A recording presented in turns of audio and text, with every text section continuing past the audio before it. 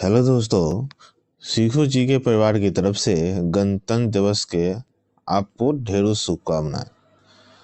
आज हम गणतंत्र दिवस के बारे में पढ़ेंगे कि गणतंत्र दिवस की कथा क्या है। कहने का मतलब गणतंत्र दिवस कब से मनाया जाता है, क्यों मनाया जाता है, हमारा जो संविधान लिखा वो किसके द्वारा लिखा गया था, किसके हाथों से लिखा गया था। ठीक है, हमारे संविधान दिवस जिसको बोलते गणतंत्र दिवस के पहले अतिथि कौन थे, ठीक है, कौन कौन से पुरस्कार दिए जाते हैं, हमारा राष्ट्रीय ध्वज का डिजाइन किसने किया था, ये सारे चीज़ों के बारे में हम लोग आज पढ़ेंगे।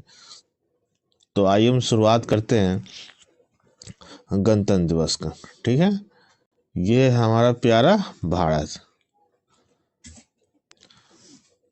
गणतंत्र दिवस के बारे में कि भारत का संविधान 26 नवंबर 1949 ईस्वी को संविधान सभा द्वारा अंगीकृत किया गया था। ठीक है, मतलब उससे अंगीकृत किया गया था और 26 जनवरी 1950 को सुबह 10:18 पर इसे लागू किया गया था। ठीक है, समय भी है 10:18 पर। लागू कब किया गया था? 26 जनवरी 1950 ईस्वी को।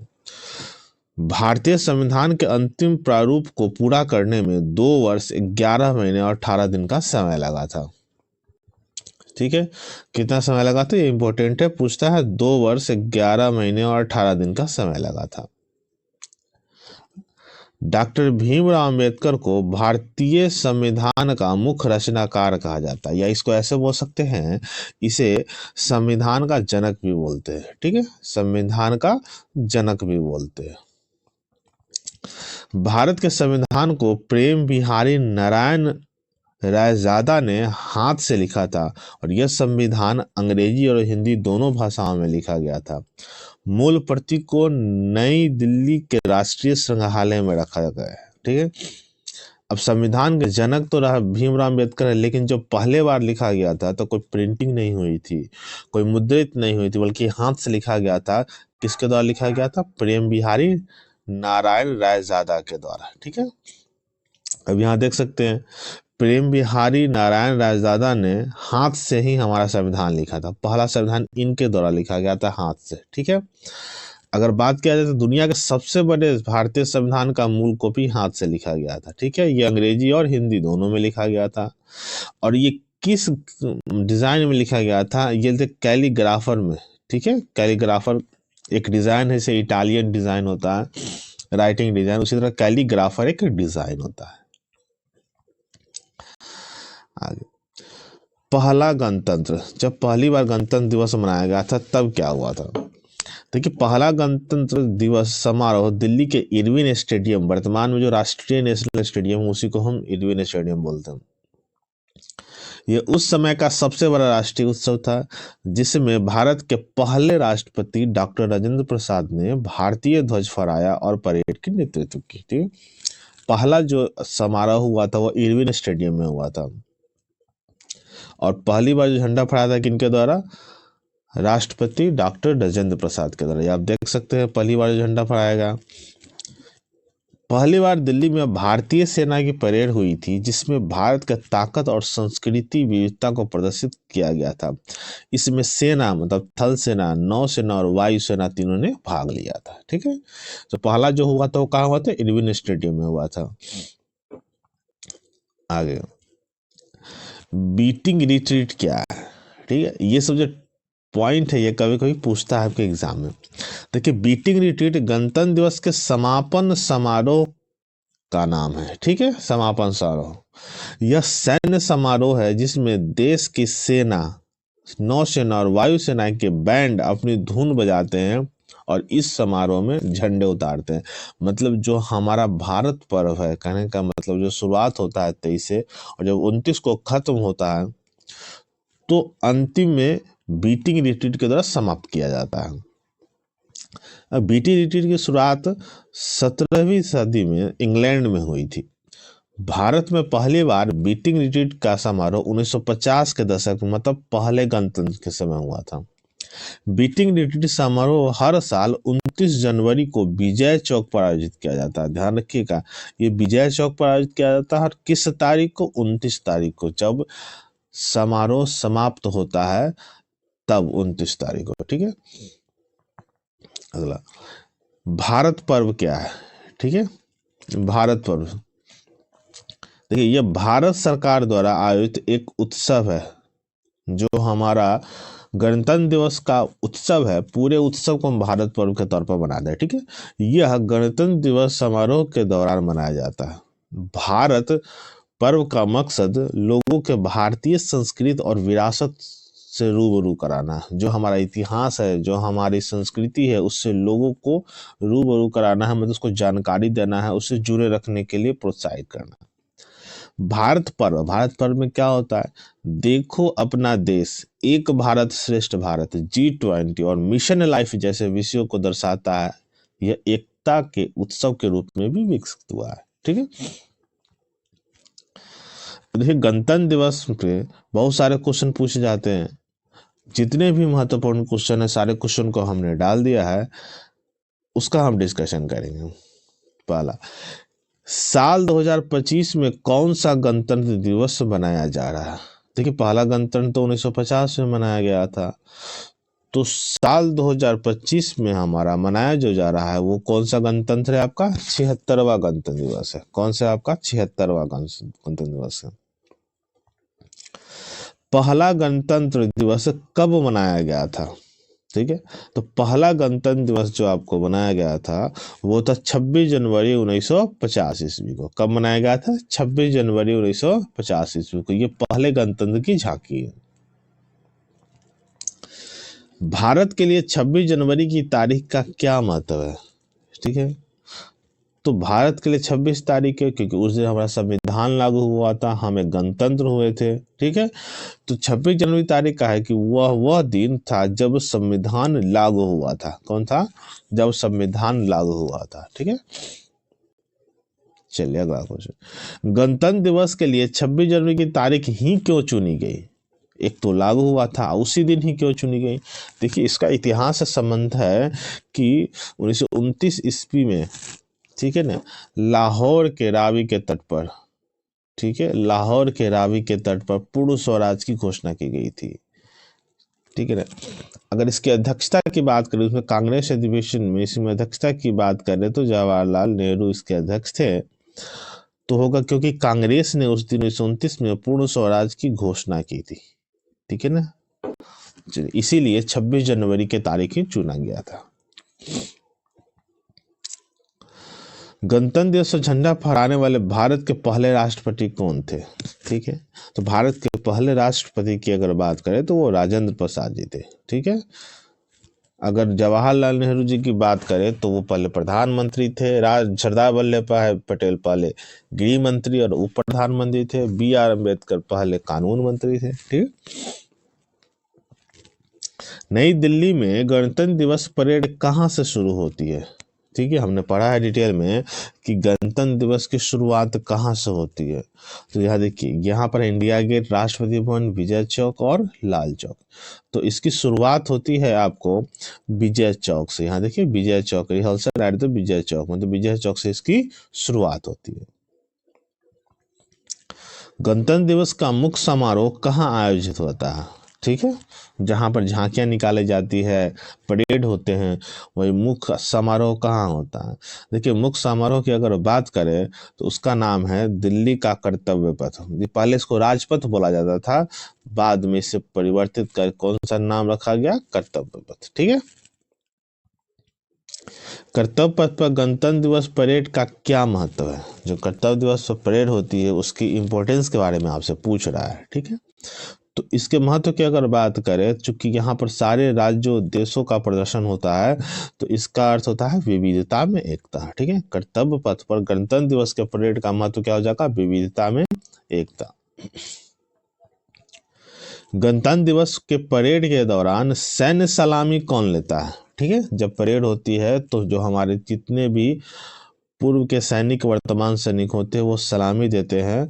चूंकि सैन्य प्रमुख के ना होते हैं हमारे राष्ट्रपति, तो कौन लेते हैं? भारत के राष्ट्रपति। ठीक है, भारत के राष्ट्रपति सलामी लेते हैं। गणतंत्र दिवस पर राष्ट्रपति को कितनी तोपों की सलामी दी जाती है? ठीक है ना, देखिए ये सलामी आपको बहुत सारे आयोजनों में दी जाती है, जैसे कि कोई विदेशी मेहमान आते हैं तो भी दी जाती है, ठीक है। तो ये 21 तोपों की सलामी दी जाती है। देखिए इसके पीछे कोई रूल नहीं है, चूंकि पुराने ज़माने में एक जहाज पर 7 तोपें हुआ करती थी, ठीक है। तो जब कोई 7 तोपों से प्रहार करता था तो सामने से 2 जहाज के 14 तोपों का रिप्लाई आता था। तो इस तरीके से 21 तोपों की सलामी देने की परंपरा चली है, ठीक है। इसका कोई साइंटिफिक तथ्य नहीं है।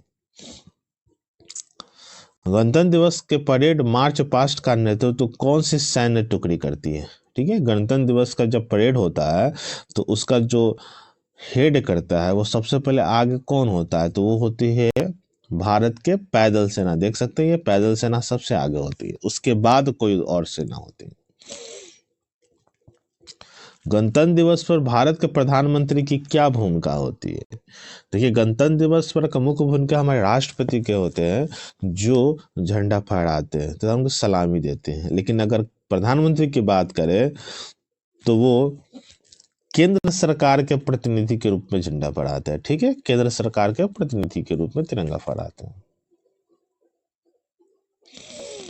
गणतंत्र दिवस परेड का मुख्य आकर्षण क्या होता है। गणतंत्र दिवस में मुख्य अट्रैक्टिव पार्ट के बारे में पूछ रहा है कि वो क्या होता है। देखिए राष्ट्रगान का प्रदर्शन, भारत के राज्यों के प्रतिनिधि करने वाली झांकियां, लाल किले पर झंडा फहराना और औपचारिक दीपों का प्रकाश। देखिए मुख्य आकर्षण का केंद्र होता है जो भारत के राज्यों का प्रतिनिधि करने वाली झांकियां है, ठीक है। यहाँ पर प्रत्येक राज्यों का आप देखिए झांकी देख रहे होंगे, ये प्रदर्शन करता है, यही मुख्य अट्रैक्टिव चीज होता है, ठीक है ना। गणतंत्र दिवस पर राष्ट्रीय ध्वज फहराने की रस्म की अवधि कितनी होती है, ठीक, कितने समय तक झंडा फहराने का समय होता है। तो वो जितने देर तक राष्ट्रगान का समय होता है वही गणतंत्र दिवस के राष्ट्रीय झंडा फहराने का समय होता है, और वो कितने सेकंड का होता है, 52 सेकंड का, ठीक है, 52 सेकंड का। 2025 में भारत के गणतंत्र दिवस के समारोह में मुख्य अतिथि कौन थे। देखिए कौन है, ठीक है, कौन है, ठीक है। देखिए हर गणतंत्र दिवस पर किसी न किसी राष्ट्राध्यक्ष या किसी विशेष व्यक्ति को बुलाया जाता है। तो 2025 में ये है इंडोनेशिया के राष्ट्रपति है, ठीक है, उनका नाम क्या है, प्रबोवो सुबियांटो, ठीक है। प्रबोवो सुबियांटो 2025 गणतंत्र दिवस के मुख्य अतिथि है, ठीक है। सन 1950 जब पहली बार गणतंत्र मनाया गया तो गणतंत्र दिवस के परेड में भारत के प्रथम मुख्य अतिथि कौन थे, पहली बार किनको बुलाया गया था, ठीक है। तो आप देखते थे उस समय जवाहरलाल नेहरू जी थे और ये मेरे मुख्य अतिथि थे। और उस समय भी इंडोनेशिया के राष्ट्रपति सुकर्नो, इंडोनेशिया के राष्ट्रपति सुकर्नो, इंडोनेशिया विश्व का सबसे बड़ा मुस्लिम देश है, वहाँ के राष्ट्रपति सुकर्नो पहले हमारे अतिथि थे, ठीक है। 1951 में जो दूसरा गणतंत्र दिवस परेड हुआ था उसके मुख्य अतिथि कौन थे, पहला और दूसरा हमें याद रखना होता है। तो पहले में तो इंडोनेशिया के राष्ट्रपति सुकर्नो थे, दूसरे में कौन थे, दूसरे में देखिए ये हमारे अतिथि है, और देख के लग रहा होगा ये राजा, नेपाल के राजा त्रिभुवन वीर विक्रम शाह थे, ठीक है। कौन थे, त्रिभुवन वीर विक्रम शाह थे। ये 1901 से लेकर 1955 तक इनका मृत्यु हो गई थी, ठीक है। चलिए अगला क्वेश्चन, उस पहले व्यक्ति का नाम बताइए जिसे पाकिस्तान से भारत में गणतंत्र दिवस परेड में मुख्य अतिथि के रूप में आमंत्रित किया गया। देखिए इनको भी पहले ही 1950 में ही आमंत्रित किया गया था, राष्ट्रपति इंडोनेशिया सुकर्नो के साथ, ठीक है। ये हमारे मुख्य अतिथि थे, पाकिस्तान के गवर्नर जनरल थे, इनका नाम था मलिक गुलाम मोहम्मद, ठीक है। क्या नाम था, मलिक गुलाम मोहम्मद। ये 1950 से लेकर 55 तक गवर्नर जनरल रहे हैं पाकिस्तान के, ठीक है। जय हिंद का अर्थ क्या है, ठीक है, जय हिंद, जय मतलब जयकार होता है, विजय होता है, और हिंद का मतलब होता है हिंदुस्तान, मतलब भारत का विजय, ठीक है। जय हिंद का अर्थ क्या है, भारत का विजय। बीटिंग रिट्रीट समारोह में मुख्य अतिथि कौन होता है? अभी हम पढ़े हैं बीटिंग रिट्रीट का मतलब होता है समापन समारोह, ठीक है। और इसके मुख्य अतिथि होते हैं भारत के राष्ट्रपति। भारत के राष्ट्रपति इसके मुख्य अतिथि हैं।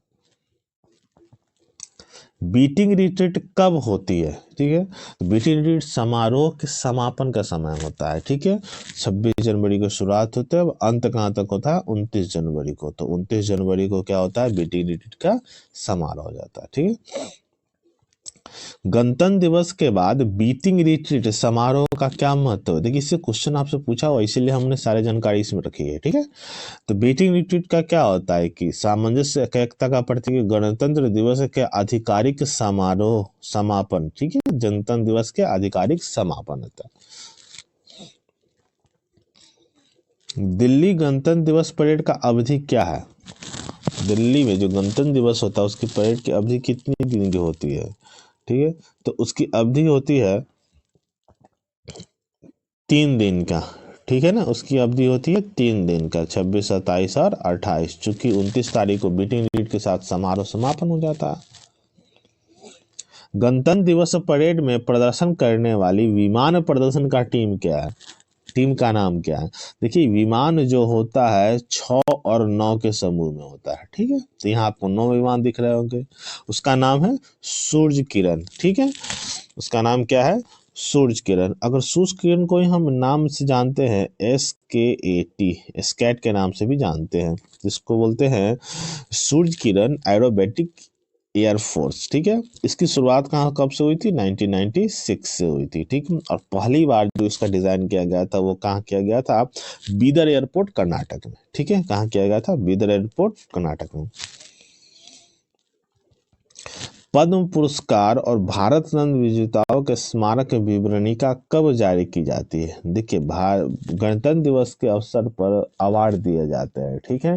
जैसे पद्म पुरस्कार और भारत रत्न अवार्ड भी है, ठीक है। और ये जब दिया जाता है, ये कब दिया जाता है? देखिए, गणतंत्र दिवस के समारोह पर, स्वतंत्रता दिवस के पूर्व संधि पर, पुरस्कार समारोह के दिन, अलंकार समारोह के दिन, ठीक है। अलंकार समारोह, अच्छा, ये कहाँ मनाया जाता है? ये दिल्ली के रविंद्र भवन के अंजनी सभागार में, ठीक है। ये दिल्ली के रविंद्र भवन में, ठीक है, रविंद्र भवन में, ठीक है ना।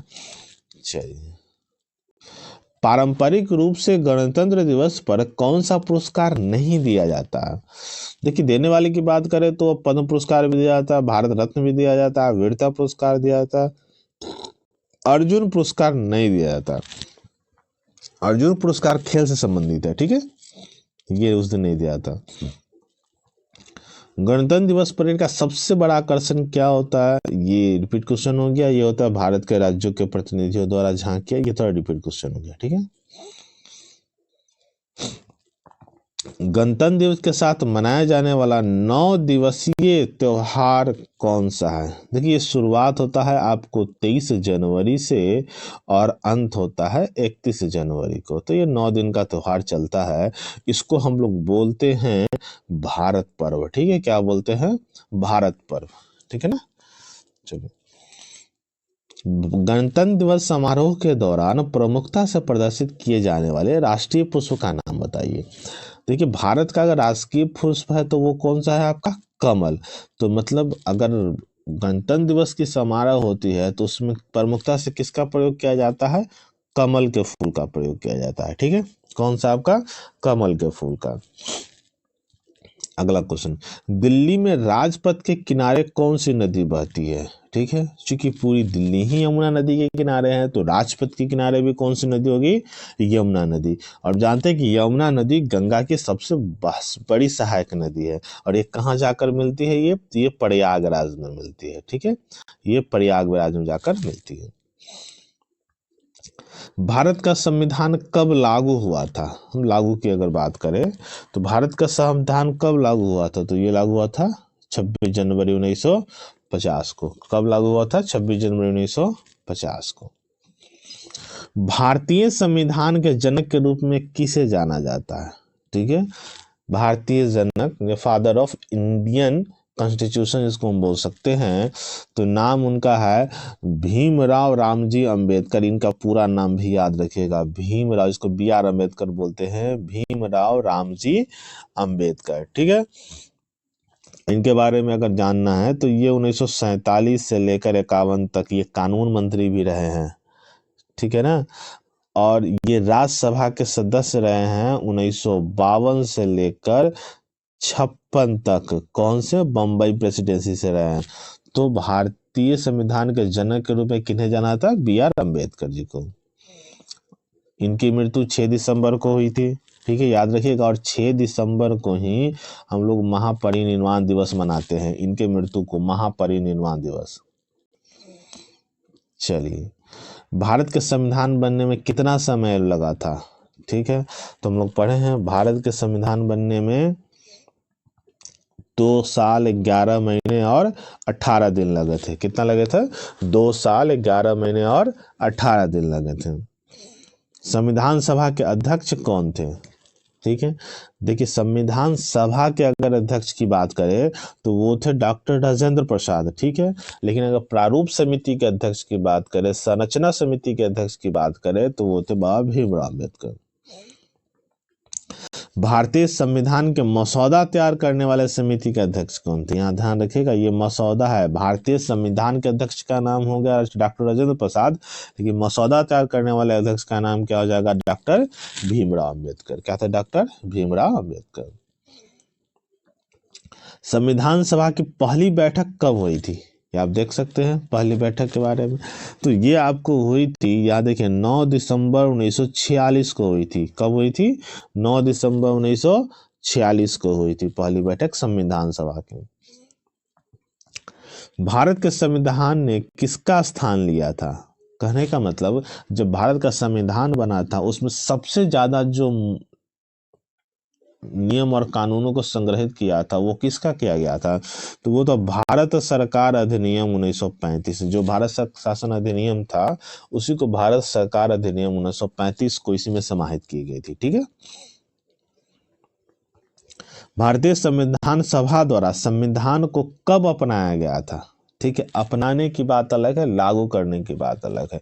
संविधान सभा के द्वारा अपनाया गया था, वो था आपको 26 नवंबर 1949, 26 नवंबर 1949 ईस्वी को। ठीक है, और देखिए ये हमारे भारत के प्रथम राष्ट्रपति डॉक्टर राजेंद्र प्रसाद के द्वारा सिग्नेचर किया जा रहा है। ठीक है, 26 नवंबर 1949 को। भारत के राष्ट्रीय प्रतिज्ञान का लेखक कौन थे? प्रतिज्ञान मतलब जो ओथ लिखते हैं, वो किसके द्वारा लिखा गया था? ठीक है, वो उसका नाम था, देखिए, पिंडी मर्री वेंकट सुब्बाराव, जिसको PV सुब्बाराव भी बोलते हैं। इंपॉर्टेंट है, प्रतिज्ञान किसके द्वारा लिखा गया था? PV सुब्बाराव जी के द्वारा। अब यहाँ पर देखिए इसके बारे में क्या लिखा गया था प्रतिज्ञान में, कि भारत मेरा देश है, हम सब भारतवासी भाई बहन हैं, हमें अपने देश के प्राणों से भी प्यारा है, इसकी समृद्धि एवं विविध संस्कृति पर हमें गर्व है, हम सदा इसके सुयोग्य अधिकारी बनने का प्रयत्न करेंगे, हम अपने माता पिता, शिक्षकों एवं गुरुओं का सदा सम्मान करेंगे, प्रत्येक के साथ विनीत रहेंगे, हम अपने देश और देशवासियों के प्रति सत्यनिष्ठ रहने की प्रतिज्ञा करते हैं, इनके कल्याण एवं समृद्धि में ही हमारा सुख निहित है। यही प्रतिज्ञान लिखा गया था किनके द्वारा? पिंडी मर्री वेंकट सुब्बाराव जी के द्वारा। ठीक है, संविधान सभा ने भारतीय संविधान के हस्तलिखित प्रतियों पर कब हस्ताक्षर किए थे? ठीक है, तो यहां देखिए, संविधान सभा ने जब संविधान पर जब सिग्नेचर करने की बात आती है तो ये लिखा गया था 24 जनवरी 1950 को। याद रखिएगा, 24 जनवरी 1950 को साइन किया गया था, 26 जनवरी 1950 को लागू हुआ था, 26 जनवरी 1950 को एक्सेप्ट किया गया था। ठीक है, जन गण मन को भारत का राष्ट्रगान कब घोषित किया गया? ठीक है, जो हम गाते हैं 52 सेकेंड का, जो हम गाते हैं राष्ट्रीय गीत, उसको राष्ट्रगान, उसको कब घोषित किया गया था? ठीक है, तो उसको आपको घोषित किया गया था 24 जनवरी 1950 को। कब घोषित किया गया था? 24 जनवरी 1950 को। भारतीय राष्ट्रगान किसने लिखा था, किसके द्वारा लिखा गया था? ठीक है, भारतीय राष्ट्रगान तो ये आपको लिखा गया था, देखिए रविंद्रनाथ टैगोर के द्वारा। किसके द्वारा? ये हमारा जन गण मन है, रविंद्रनाथ टैगोर जी के द्वारा लिखा गया था। ठीक है, चलिए आगे इसके बारे में कुछ हम पढ़ लेते हैं। भारत का राष्ट्रगान जन गण मन 24 जनवरी 1950 को संविधान सभा ने पढ़ा है। ठीक है, अगर इसे पहली बार 27 दिसंबर 1911 के कोलकाता में हुए भारतीय राष्ट्रीय कांग्रेस अधिवेशन में गाया गया था। अगर हम राष्ट्रगान की बात करें तो ये बंगाली भाषा में लिखा गया है, और इसका हिंदी जो अनुवाद है किसके द्वारा किया गया था? कैप्टन आबिद अली ने किया था। ठीक है, पहले मूल रूप बंगाली में था और उसको हिंदी में लिखा कैप्टन आबिद अली ने। 52 सेकेंड का ये आपका गीत है। साल 1947 में आज़ादी के बाद जब पहली बार लाल किले पर झंडा फहराया गया था, तब राष्ट्रगान के रूप में जन गण मन की धुन बजाई गई थी। गाया नहीं गया था, धुन बजाया गया था। देखिए तो लिखा गया था हमारे रविन्द्रनाथ टैगोर जी के द्वारा, मूल रूप बंगाली में था, हिंदी में कैप्टन आबिद अली ने इसे प्रवर्तित किया था। 52 सेकेंड का गीत था और 47 में केवल बैंड बजाया गया था। वंदे मातरम किसने लिखा था? तो वंदे मातरम जो था वो लिखा गया था किसके द्वारा? बंकिम चंद्र चट्टोपाध्याय के द्वारा। ठीक है, बंकिम चंद्र चट्टोपाध्याय के द्वारा। अब वंदे मातरम लिया किससे क्या है? तो एक पुस्तक प्रकाशित हुई थी 1882 में, उसका नाम था आनंद मठ। ठीक है, आनंद मठ, उससे लिया गया था। अच्छा, आनंद मठ में किसका जिक्र है? आनंद मठ में सन्यासी विद्रोह का जिक्र है। ठीक है, याद रखिएगा, ये सब इंपॉर्टेंट है। सन्यासी विद्रोह का विषय जो अंग्रेजों के खिलाफ लड़ा था। ठीक है, तो सही ऑप्शन क्या होगा? बंकिम चंद्र चट्टोपाध्याय। भारत का राष्ट्रीय ध्वज किसने डिजाइन किया था? ठीक है, भारत का राष्ट्रीय ध्वज किसने डिजाइन किया गया था? तो देखिए, इनको फ्लैग ऑफ द मैन बोला जाता है। ठीक है, तो ये डिजाइन किया गया था पिंगली वेंकटैया। देख लिया आप ध्यान से, देखिए पिंगली वेंकटैया। ठीक है, पिंगली वेंकैया, क्या नाम उनका? Pingali Venkaiah, flag man of India बोला जाता है।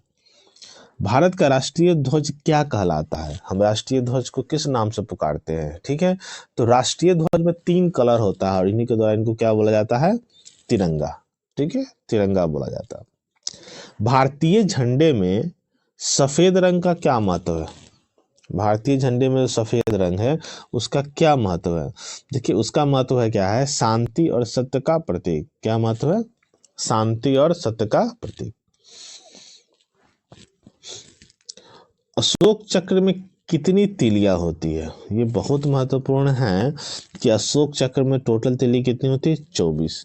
अच्छा, ये कहाँ से लिया गया है? ठीक है, ये अशोक का जो चक्र है ये लिखा गया सारनाथ में, जो मिला है भारत चिन्ह, उससे लिया गया। अच्छा, ये 24 जो चक्र होते हैं, प्रत्येक 2 चक्र के बीच कितने का अंतर होता है? 15 डिग्री का। ठीक है ना, इसी को धर्म चक्र भी बोलते हैं, जिसका अर्थ होता है प्रगति व जीवन का प्रतीक। ठीक है, और प्रत्येक चक्र जो है बुद्ध के 24 नियमों का अनुपालन करता है।